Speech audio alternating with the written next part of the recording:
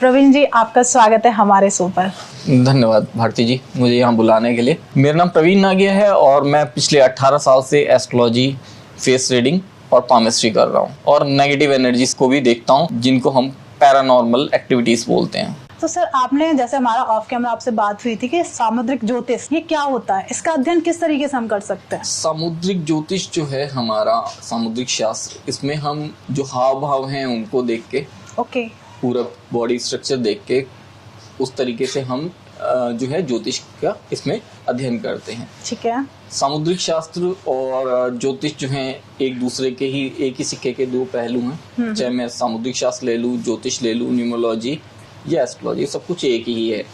हमें एक दूसरी चीज से एक दूसरे चीजों का ज्ञान होता है। ओके। किसी के पास कुंडली नहीं है अगर, जैसे आपने बोला, तो सामुद्रिक शास्त्र में देख के हम जो है उनकी कुंडली के बारे में, उनके ग्रहों के बारे में, ग्रह स्थिति के बारे में बहुत कुछ बता सकते हैं।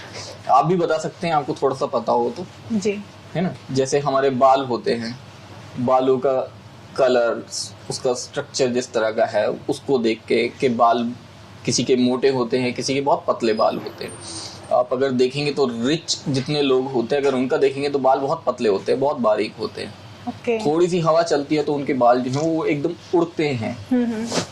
और कई लोग हैं जिनके बाल बहुत मोटे होते हैं, बहुत थिक होते हैं, उनके बाल जो है बिल्कुल हिलते भी नहीं है, तभी हार्ड होते हैं, है ना। तो वो जो है वो दरिद्रता की निशानी होती है कुंडली में। ओके। वो होना बहुत जरूरी है। और बालों का कलर पे बहुत फर्क पड़ता है। मतलब किस तरीके के बाल किस चीज को रिप्रेजेंट करेंगे? इसके अंदर अगर हम देखते हैं, जैसे मैंने बताया कि जितने हल्के बाल हैं वो रिप्रेजेंट करते हैं हमारे कहीं ना कहीं शुक्र को। कि आपके जो हेयर्स हैं वो इतने थिक हैं और वो उड़ रहे हैं, तो जितने भी रिच लोग हैं उनके ऐसे ही आपको नजर आएगा, आप किसी का भी देखिएगा। मतलब कह सकते हैं सिल्की जो हेयर होते हैं हवा के साथ ही उड़ना शुरू कर देते हैं। ओके, तो वो बहुत अच्छा माना जाता है। शुक्र कहीं ना कहीं अच्छा होता है, वो माना गया है उसके लिए। ठीक है।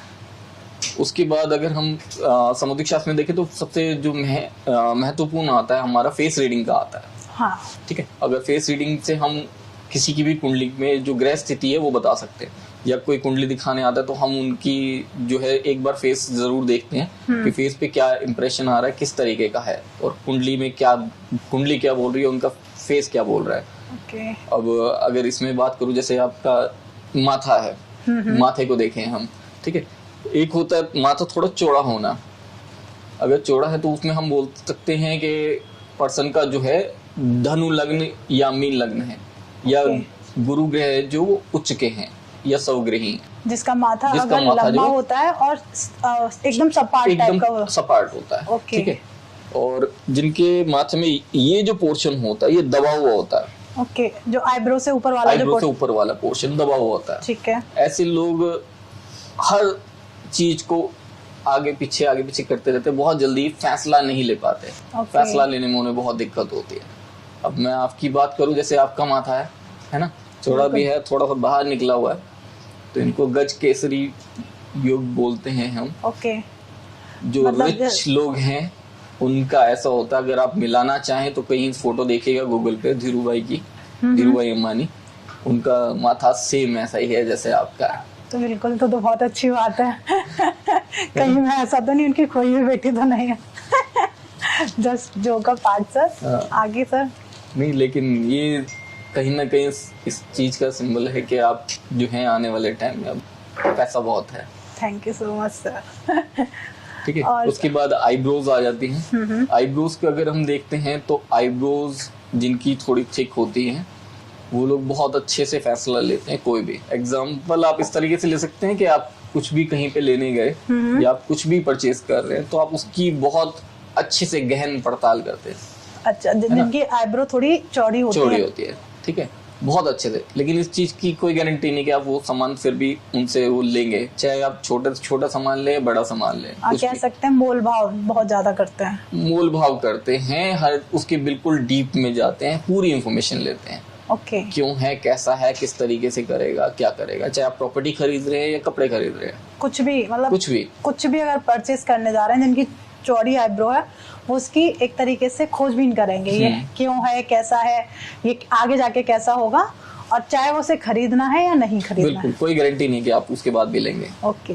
और जिनकी आईब्रोज बिल्कुल पतली होती हैं उनको इन सब चीजों तो कोई फर्क नहीं पड़ता। उन्होंने तो देखा और पसंद आया, उनको उसकी इन्फॉर्मेशन लेने से कोई मतलब नहीं है। कह सकते हैं टाइम वेस्ट नहीं करते। बिल्कुल टाइम वेस्ट नहीं करते, वो बहुत जल्दी लेते हैं। उसके बाद आइस को अगर हम देखते हैं तो आइस को ज्यादातर देखते हैं हम, किसी की कुंडली आती है पारिवारिक दुविधाओं के लिए, कलेश के लिए, किसी चीज के लिए, हस्बैंड वाइफ रिलेशंस को लेके, तो उसमें हम देखते हैं आइस का कलर। अगर ब्लैक आइज हैं और कुंडली में कोई छोटी मोटी दिक्कत है तो कोई दिक्कत नहीं है, सब ठीक हो जाता है। ठीक है। अगर ब्राउन आइज हैं या ग्रीन आइज हैं उनमें बहुत दिक्कत होती है डाइवोर्स को लेके। ओके। अगर आप फॉरेन में देखें तो डाइवोर्स केसेस बहुत ज्यादा चलते हैं और उनकी ब्लैक आइज नहीं होती, उनकी ग्रीन मिलेंगी आपको मैक्सिमम। तो मैक्सिमम ग्रीन मिलेगी, तो उसमें बहुत दिक्कत आती है। ग्रीन आइज जो है मैरिड लाइफ के लिए गलत है। ओके।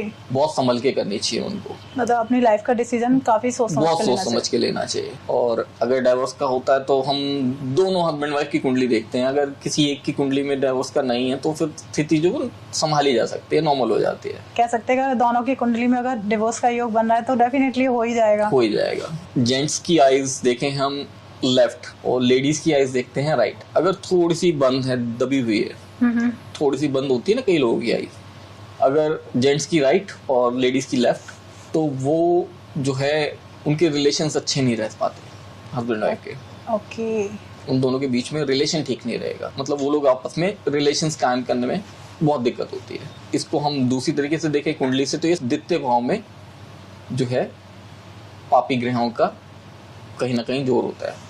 द्वितीय और 12वें घर में, मतलब द्वितीय भाव में या 12वें भाव में कहीं ना कहीं क्रूर ग्रह आके बैठे हैं, तो उस कंडीशन में होता है। ठीक है। ये आप बहुत आजमाया हुआ, बहुत देखा हुआ है। ये आप भी चेक कर सकते हैं, जो व्यूअर्स हैं देख रहे हैं वो भी देख सकते हैं इस चीज को चेक कर सकते हैं। उसके बाद आ जाता है हमारा नोज का पोर्शन।